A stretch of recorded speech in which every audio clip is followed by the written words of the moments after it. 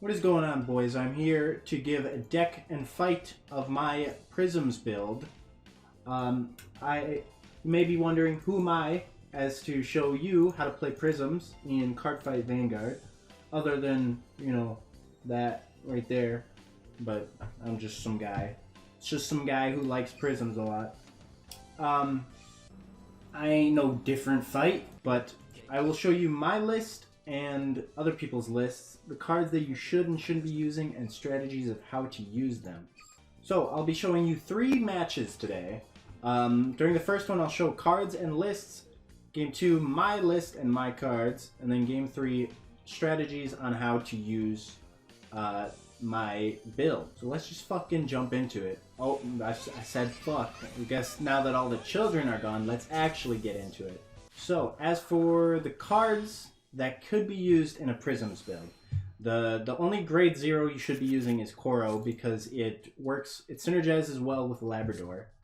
As for the grade 1s, you have the 8K Vanilla. That is something you shouldn't be using, both because it doesn't have the Prism name, and most attackers in this build are 12K and not 13K, so it'll only make a 20K column, and you don't need that ever. You need 16, 21s, and 11s. As for other cards you shouldn't use, there's the limit break enabler.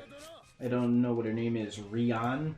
You don't need limit break enablers in this deck, because the only time you'll ever be limit breaking is for Alk or break riding.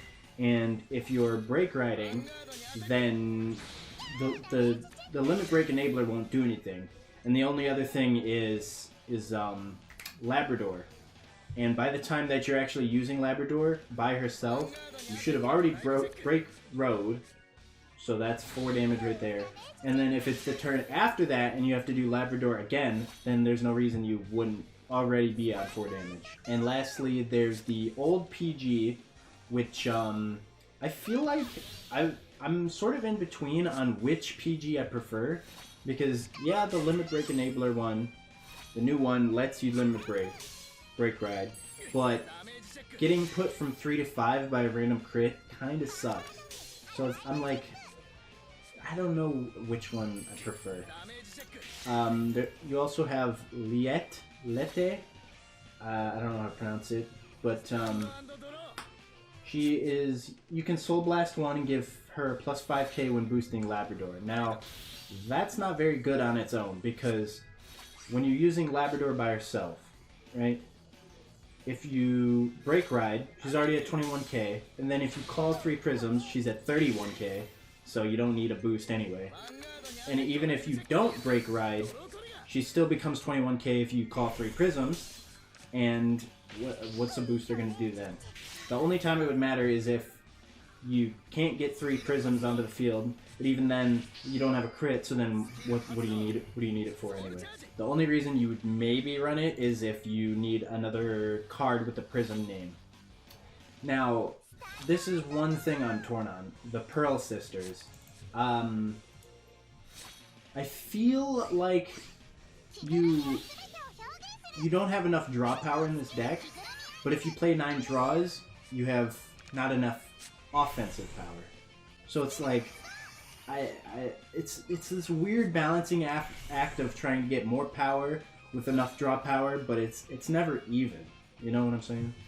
And I feel like the Pearl Sisters is a good way to balance that out. The only problem with that is they don't have the Prism name for Labrador and the 12k grade 2 attacker. As for the cards that you should be running, we have Prism Clear, Mercure, and Mairota. As for Mairota, she says Prism, but it doesn't have the heart in her name, so it's not really a Prism. Believe me, I've tried. But the reason I run Mairota is, yeah, you get the opponent an extra card. That's true. But you get yourself an extra card. And it can be recycled with Labrador, being bounced back to hand and thrown back onto the field. Also, if you're facing Tsukiyomi, or even Genesis sometimes, you can mess with their strategy a little bit by just slapping down a couple Mairotas and then boom, their stack is messed up. Mercure is a good card to begin with because most of your Vanguards are going to be Prism anyway, and it's just a 10k attacker. If you can't get an 11 or 12k attacker right off the bat from something else, then it's a good alternative to have in the front row. As for the grade 2s, the for sure must-haves are Ligurane. I don't know how to pronounce that, but it's a 10k vanilla with the Prism name. Everyone loves 10k vanillas.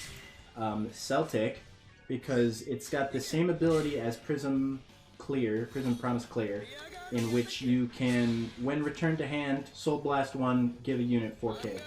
Now, that ability alone, it's how you set up bigger columns. So, let's say you swing in for the first attack of the turn, and your opponent gets a trigger, right? So now they're at 21k.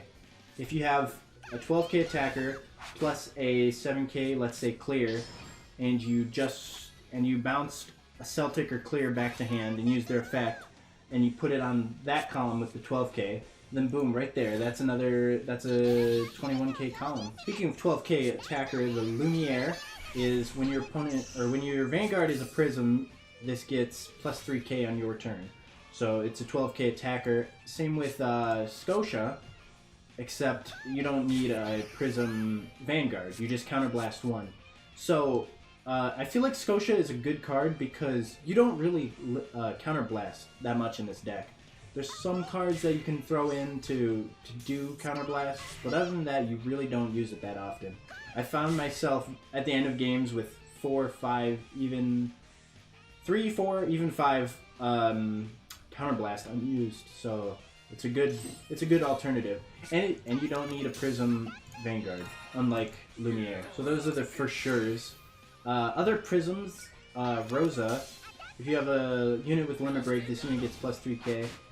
Now I don't like running this because sure, every Vanguard you have when using this will have limit break, but your grade 2s are already clogged as is. It could be substituted for the 10k vanilla, but it just doesn't feel right. I don't know if that's me. There's also the Perla, as mentioned with Pearl. I guess I'll briefly go into what the Pearl Sisters do. So, the grade 1 Pearl, when placed, gives your Perla Sister the following ability. When this unit attacks a Vanguard, Soul Charge and draw a card. Now, when Perla attacks a Vanguard, with that ability, you get to Soul Charge 1, draw a card, then Soul Blast 1, and bounce a card back to your hand. Now, the reason I don't like running these two is, since they don't have Prism, and because they don't have Prism, you can't run too many of them. And since you don't run too many of them, you don't see them very often. Then the grade 1 Perla Sister alone doesn't do anything by herself. And then Perla, if she doesn't have her sister, just bouncing back to the hand doesn't really do a whole lot. I should mention, with running Koro, you want that starter for late game. If you're playing Narukami, sure, the Perla would be good to get it off of the field, but other than that, it's not really going to get off of the field until you break ride. So I guess it's like personal preference if you want to clog up your grade 1s and 2s with the Pearl Sisters, as to save your starter and have potential for draw power, but when it comes down to it, you need both of them, both sisters, plus they don't have Prism, so it's kind of like a double-edged sword. I guess it's personal preference on which one you want to use. It was a loss, but it showcased how ALK works, so I think it was worth showing. But the next 2 games showcase Pacifica and Labrador, and they're both wins, so don't you worry. And lastly, these 2 cards that I'm throwing in randomly, Dreaming Idol Karen. She has a grade 1 variant. When it's returned to hand, you can counterblast 1 and draw a card. It's the same thing with Perla. It doesn't have the Prism, and it gives you draw power, but it's unbounced. So it's like personal preference. It has a big payoff, but big drawbacks. So like it's up to you. And lastly, Charlotte. Now I've initially slept on this, but what this card does is when it hits the Vanguard, on hit, by the way, not when it attacks, you can counterblast 1, return it to hand, and call something in an empty rearguard. It doesn't matter. It doesn't have to be the same rearguard circle. It can be any rearguard circle. So I find this card to be good because you get an extra attack, but it's on Vanguard. It's a 9k on its own, so you can't swing at the Vanguard, take it back to hand, and then replace it with a booster. You can't do that because it's only 9k. The opposite way, or the opposite thing of that is you could take a clear, bounce that to hand, give the Charlotte the power, and then do that. But that's a whole lot of... This deck has varying levels of balancing. It's very inconsistent. You will notice that in the fights. And finally, the grade 3s. We'll start with the ones that you for sure need. Now, the core of the deck, Prism Promise Labrador. What she does, limit break 4, when this attacks a Vanguard, you can call up to 3 cards from your hand to empty rearguard circle. If you called 3 Prism cards, Prism with a heart, Marota doesn't count, it gets 10k in a crit. Also, once per turn, that's important. In the TCG, I don't think it was once per turn, but once per turn, counterblast 1, you can return one of your rearguards. Now, this is really good because Koro, your starter, is a Prism. If you have a full board, except for like 2, you can start the turn by returning, let's say, a clear to hand, then give the power to something.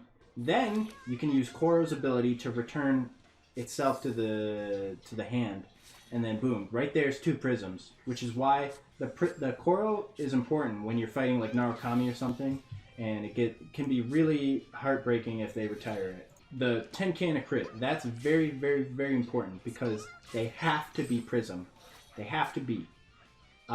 When you're starting out using this deck, you will call something you thought was a Prism, or you forgot it wasn't, or something like that. It will happen a lot. Believe me, once you get used to it, it'll become second nature and you won't even worry about it. The other staple of the deck is Vert. Now this is what makes the deck explosive. So it's the break ride of the deck. When rode upon, your Vanguard gets 10k and the following ability. When it attacks, you can return 2 rearguards to hand, and that's it. Also, when you ride over it, you can draw a card. So that's... If your deck is full of prisms, that's the 3rd prism. So like you bounce the clear, you bounce the Koro, and the draw, and that's 3 prisms right there. Now, in the TCG, Vert, her effect was when rode upon, call or bounce 2 back to hand. But in Zero, it's when this unit attacks. That's what makes the deck actually usable. If it was the TCG effect and they didn't change it, it would be unusable and dog shit. It's a very good card. Also, she has a passive. If you have 4 more rearguards, this unit gets plus 3,000 power. That doesn't really see much of a factor into things, but it's a nice bonus. Now, as for my deck, what's it called? The backup ride is the new Pacifica Break Ride and her old counterpart. What is it? Eternal Idol? No, Planet Idol. Eternal Idol and Planet Idol. You don't run the old one for the cross ride because that is not a very good effect. But the backup ride Pacifica, the original one, the break ride, when rode upon you get 10k, and when your rearguard is returned to hand, you may call any card from your deck. Now that's big because it plays into the other Pacifica, Eternal Idol. Limit break 4, when this unit attacks a Vanguard, counterblast 2 to return up to 2 and call a card from your deck. So basically, when break rode, you can get 3 attacks and then return 2 and then call 2 from deck. It's basically the same thing as Labrador, but not as explosive.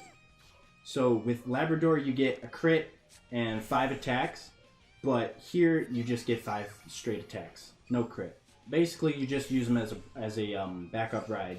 As for backup rides, we also have another backup ride, Alk, one of. It's the same thing as Vert. Basically, when you're not at 4 damage and you don't have your pieces like Vert and Labrador, but you have Alk, this is your main ride because if you can limit break after attacking with her, you can ride any grade 3 from your hand, pull out from the soul back into your hand, and draw a card. So you get card advantage, you get to enable yourself to break ride the next turn, and it's also, one other thing, is you can return a card from the field to give this 6 or 5k. So it's a column maker. Now, other cards that are options, that are budget options you could use if you don't have the better ones, is this new card. When your grade 3 Vanguard is placed, this unit gets plus 10k. That's like only usable with Alk. Otherwise, I don't see how it would be usable ever, but that's basically it. Lena, an old card, but when placed, return all of your rear guards to your hand. It's an option, because Bermuda's all about bouncing. Bermuda's thing in the TCG was you get to attack with your whole field and then bounce them to your hand or whatever, because you would shield with them from your hand. But you don't do that in Zero. So Bermuda isn't as strong in this, but I mean, it's a budget option. And lastly, the only grade 3 Prism that you don't run, Etoli. When this unit is boosted, it gets 10k or 3k until the end of the battle. Now, I don't run this because, as mentioned earlier, most of your grade 1s are 7k, so 7k plus this is 20k. It's not going to hit anything. If this card was 11k base, then maybe I'd run it, but it just won't hit anything substantial. Also, Reindeer is an option, but again, it would be a backup ride. I'd only run it if you were budget and didn't have many cards. So that is all of the cards that you could run. As for lists, these are what we've got working with. The first one on the left is basically just a pure Prism build. I would say it's not very good because of the card I literally just talked about, the Prism Promise 13k boost thing. It's not the best, but it's like a budget Prisms. Then in the middle, we've got a list that was used to win some Bermuda tournament or something. I don't know the details. It's got the Pearl Sisters. That's what you should run if you want to use the Pearl Sisters. And then on the far right is my list, mostly Prism, and then Pacifica backup rides. I'd say use the middle list and the right list if you want to get into Prisms. The left one if you want to use budget. Otherwise, I don't know what else. Holy wow, future me here. That guy talked forever, just running his mouth. Luckily, he finished just in time for you to see game number 3. So I've told you all the cards that you can use. I've told you all of the different lists that there are that exist, that work. The only thing left for you to do is use your own creativity and find something that works for you. Now, what works for me, albeit it's not very consistent, but I don't know how to make Bermuda very consistent in Zero, because Bermuda's gimmick in TCG, as I said before, is they can bounce cards to hand, which allow them to guard, which makes them very defensive.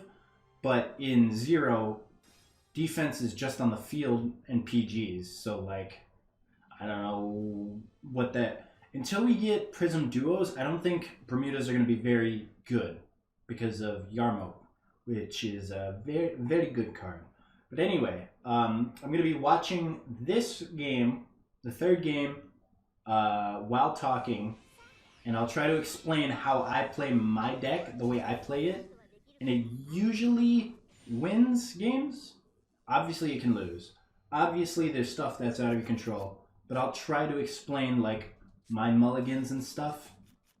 And, like, the rides. So, right off the bat, what I mulligan is usually I want at least grades 1, 2, and Vert or Labrador. Or Alk instead of Labrador, because obviously Vert is the main ride.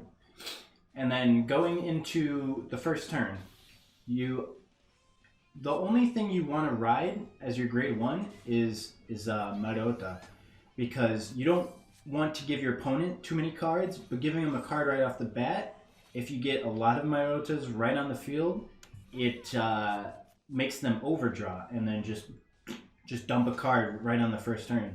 So that's always nice. You don't want to ride the 10k, whatever the card on the left is. I can't remember names. Because it's a 10k attacker. Okay? If you can't ride Mayota, clear is the next best option. Only ride the 10k if you need to. As for grade 2, the 10k vanilla is always the main ride. That's basically the only reason it's there. You never want to ride the 12k attacker. Scotia is an okay ride because it can be 12k on Vanguard Circle as well. And then clear is a okay ride. Now the reason I run 5 or 4 stands, if it didn't get a trigger there, obviously it still wouldn't have hit the extra rear guard. But as I mentioned way back, this deck has a really tough balancing act of offense and draw power. If you have too much draw power, you lack in offense. If you have too much offense, you don't have enough draw power. And it's really hard to balance the two out.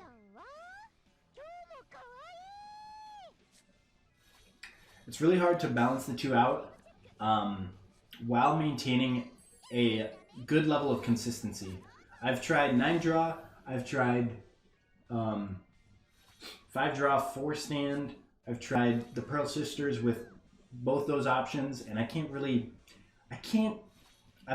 like what I have now is the best of both worlds. Obviously, sometimes it won't be enough. You'll have way too many cards, you'll overdraw. Sometimes you won't have enough cards, and it's not really a whole lot you can do. But obviously, before your 4 damage, you want to sit on Vert or Alk, if at all possible. And then the 2 Pacificas are backup rides. Early, depending on what I'm going up against, you want to push them as fast as possible, at least 2 damage per turn. Stands really help with that, but sometimes you just get cucked like that and not even get 2 damage a turn, and it's really shitty. So basically, early game, it's just attack, wait, attack, wait. As soon as you get 4 damage, that unlocks the potential for Vert and Labrador. The only problem with it is riding Labrador on Vert, unless it's like a grind game where you have a bunch of grade 2s, if you do the Labrador ride once, chances are you're not going to be able to do it again. So you got to know when to do it. You can't do it too early, you can't do it too late. Again, it's a balancing act. Something like Kagero, you could just like the Overlord at the end, and boom, you just pop, pop, wipe front row, whatever. It doesn't really matter when you do it, but with this, it really matters. Unless you're able to get a second Vert ride, it's very difficult. Because the way Vert works is you have a full field, and your opponent has 2 grade 2s, right? You take your 2 rear guards, take out the rear guards, and then you attack face with Vanguard. Now, at this point, they'd be like 3 or 4 damage, but how much damage they has also matters for what PGs they have. If they have the old ones, then the crit won't hit, and then it allows the other 2 to do their work, the other 2 columns. But if they have the limit break enablers and they're at 3, it's going to go through, and then you have to make one really beefy column, which you might not be able to do. You might not get any triggers, which is just the way of the game. So like right here, the my Aqua Force is at, opponent is at 2 damage while I'm at 4. I could break ride. I could, but what would that really do me? It'd put them to 4 and then it'd screw me over. So I instead opt to get 2 grade 2s on the field with my PG to keep me safe, and then I'll break ride next turn. Because if they were at 3 damage with the 2 intercepts, then I might have break road, because I don't know if Aqua Force has limit break PGs, but I know that this opponent doesn't. So you gotta be mindful of everything. Since you can obviously do Labrador's crit more than once, but you can't use it to its full extent more than once if you don't play a grind game in which that you get a second vert break ride. But other than that, I just used the what's it called? The Clear and Celtic with Labrador to make beefy columns to hit over defensives. I can't remember if I actually won this game or not. I think I lost. Oh wait, no. No, I did win. How did I win this? I guess we'll have to see. But as for other strategies, what I like to do sometimes is if I'm sitting on vert, I break right on the Labrador, I don't finish the game, then next turn with Labrador, call an entire back row because they'll usually at 5 damage they'll put up 2 intercepts and then have a PG.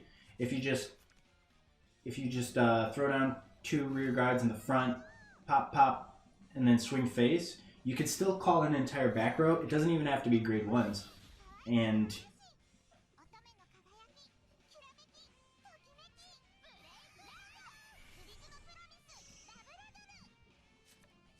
it'll still get the crit off of Labrador. And if they don't have a PG, then they lose. Right here, I'm going to use Labrador to pull back Marota because I need more cards. And I get a PG. Oh, that's how I won. Okay, so I think I draw another PG, I think. But one of the big things about this deck, I forgot what I was going to say. Yeah, I don't remember what I was going to say. But that's the main strategy. As for the backup strategy with Pacifica, it's just the same thing, but you don't get a crit. And sometimes there'd be certain situations where I'd ride the break ride Pacifica, and then I wouldn't be able to ride anything but the what's it called, Labrador or Alk or something. And even early on in using the deck, I tried using what's it called,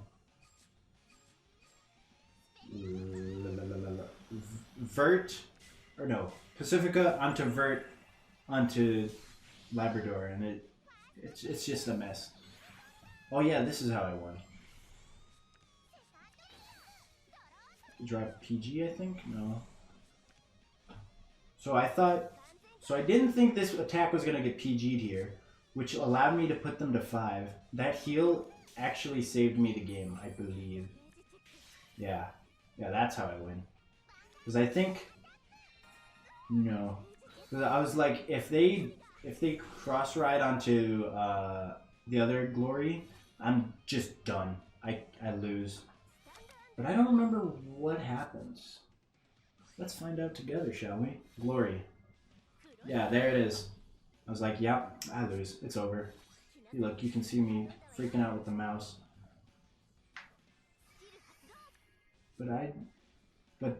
I'm just gonna say that's basically Prisms. I don't have much else to say. I'm just waiting to see what happens in this game. I think I get a draw here. No? What happens? I don't know. Do I lose? I swear oh, I do lose. Okay, so the reason I was confused is in the preview for this thing, it says win at the front, but that's the beginning of the clip. The clip that we're watching. So I got confused. Bottom line, you're going to lose a lot with this deck. Even if you know how to use it, it's not a very consistent deck. It needs to be better, but it's really fun to use, especially if you love Prisms. So thanks for watching my scuffed video on how to play Prisms in CardFight Vanguard Zero.